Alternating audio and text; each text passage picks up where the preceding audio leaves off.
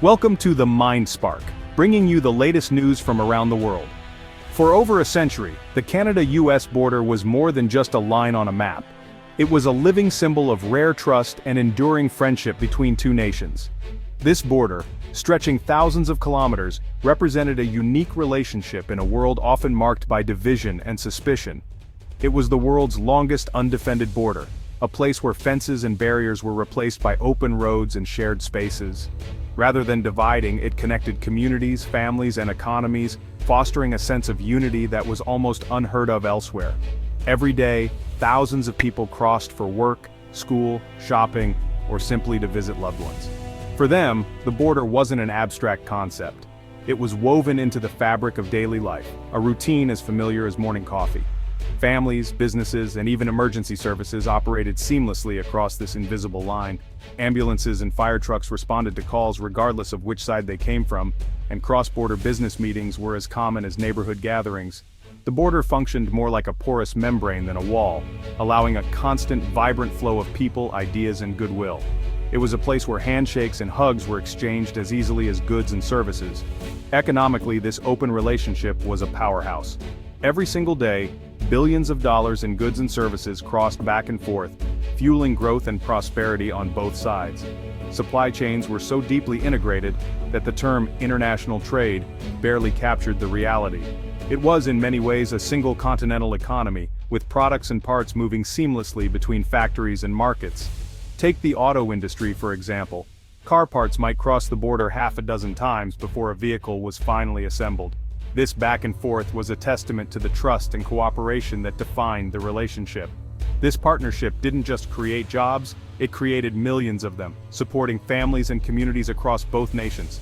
It was a model of economic cooperation that many countries could only dream of. Canadians took immense pride in this unique bond, seeing it as proof that two nations could be true partners, neighbors who looked out for each other, even when times were tough. The relationship was often described as a family affair, sometimes complicated, sometimes messy, but ultimately unbreakable. Generations grew up with friends and relatives on both sides, blurring the lines of nationality. The assumption was that no matter the politics or the headlines, this friendship was secure. Leaders came and went, but the bond remained strong, built on decades of cooperation and mutual respect. This trust was the bedrock of modern prosperity for both countries, supporting vibrant cities, thriving businesses, and a high quality of life. Few could have imagined that this solid foundation, carefully built over generations, could ever be recklessly shaken by the very partner who helped create it. The border was a living, breathing symbol of trust, until suddenly, that trust was put to the ultimate test. Everything changed in the summer of 2025 when the unthinkable happened, and the world watched as this historic partnership faced its greatest challenge yet. In June 2025, the Trump administration abruptly doubled tariffs on all Canadian steel and aluminum. The justification? National security. A claim that stunned Canadians. Suddenly, America's closest ally was labeled a threat. The move felt less like a trade dispute and more like a betrayal. For generations, Canadians saw themselves as America's reliable friend. Now they were being targeted under a pretext that ignored decades of shared sacrifice. The decision disregarded the deep integration of the two economies. It was a sledgehammer to a delicate machine, made for political gain. Overnight, trust evaporated, replaced by anxiety and uncertainty. Canadians wondered what this new, aggressive posture meant for their future. The tariffs hit hard, especially in Ontario and Quebec's industrial towns, where manufacturing is the backbone of local economies, and generations have relied on steady factory work. Steel mills and aluminum smelters, generational employers, saw orders canceled overnight, leaving entire shifts with nothing to do, and production lines eerily silent. Production chaos led to layoffs, first temporary, then permanent, as companies scrambled to adjust to the sudden loss of business and uncertainty about the future. Families struggled to pay mortgages and keep up with bills. Small businesses lost customers as spending dried up, and the ripple effects reached every corner of these communities. Economic anxiety spread quickly as investment and hiring froze, with business owners putting plans on hold and workers fearing for their livelihoods. A Windsor auto parts maker couldn't predict next month's orders, let alone plan for the year ahead, as uncertainty clouded every decision.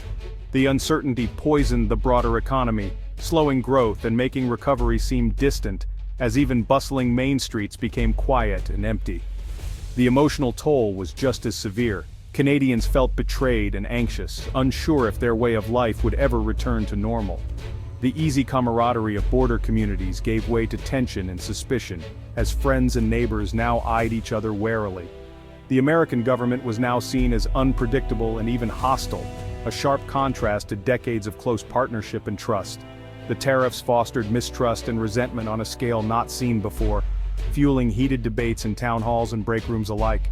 The relationship, once defined by partnership and mutual benefit, was now marked by suspicion, frustration, and a sense of loss.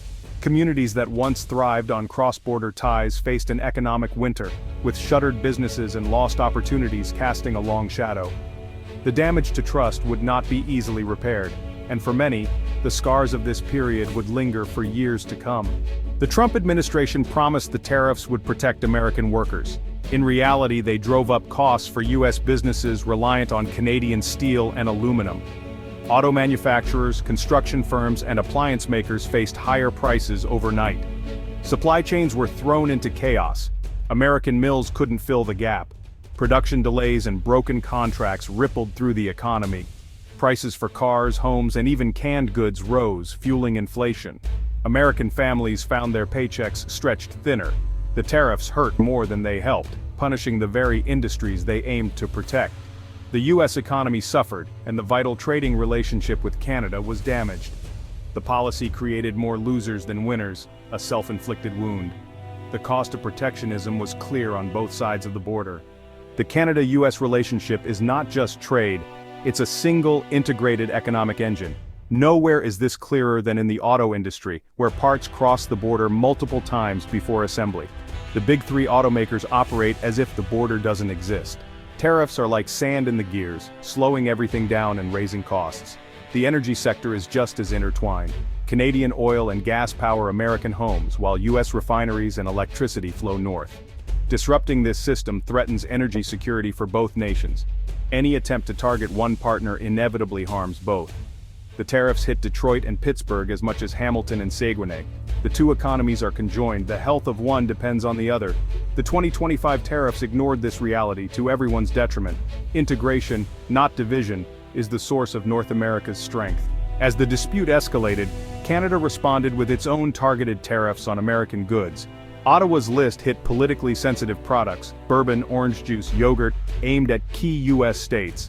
The result, a stalemate of mutual pain. Canadian steelworkers lost jobs, American farmers lost markets. The conflict was no longer abstract, it threatened real livelihoods on both sides. The U.S. strategy underestimated Canada's resolve. Neither side could afford to back down, even as their economies suffered. The only winners were foreign competitors watching North America hobble itself. In a relationship this integrated, a trade war is never won, only endured. The lesson was clear: mutual prosperity depends on cooperation, not conflict. The crisis forced Canada to fundamentally rethink its entire economic strategy, challenging long-held assumptions about trade and prosperity. Retaliatory tariffs sent a strong message to trading partners, but real, lasting change required Canada to reduce its overwhelming dependence on the U.S. market. In response, Ottawa fast-tracked trade talks with Asia, the European Union, and South America, seeking new opportunities and alliances. New agreements, like the expanded Trans-Pacific Partnership, opened up fresh markets for Canadian goods and services, giving businesses more options than ever before. The government stepped in to help businesses export globally, offering support, resources, and guidance, making the economy more resilient and adaptable to global shocks. Internally, the crisis also exposed the absurdity of Canada's own trade barriers between provinces, which often hindered growth and innovation. In fact, it was sometimes easier for a Canadian company to sell products to Texas than to Quebec, highlighting the need for change at home. The federal government pushed provinces to dismantle these outdated barriers, working to create a more unified and efficient national market for all Canadians. Ultimately, the crisis became a powerful catalyst for a more global, diversified, and competitive Canada, inspiring innovation and new partnerships. Canada's economic compass shifted dramatically, moving from a singular southern focus to a bold worldwide outlook that embraced new possibilities. The country learned a vital lesson. Relying on just one customer was no longer viable in an unpredictable world. In the midst of adversity, the seeds of resilience and renewal were planted, setting Canada on a new path toward long-term prosperity and strength. The 2025 trade war was painful, but it sparked a national renewal. Canada confronted its vulnerabilities and emerged stronger, more independent and more confident. Trade diversification paid off. New markets opened in Europe and Asia.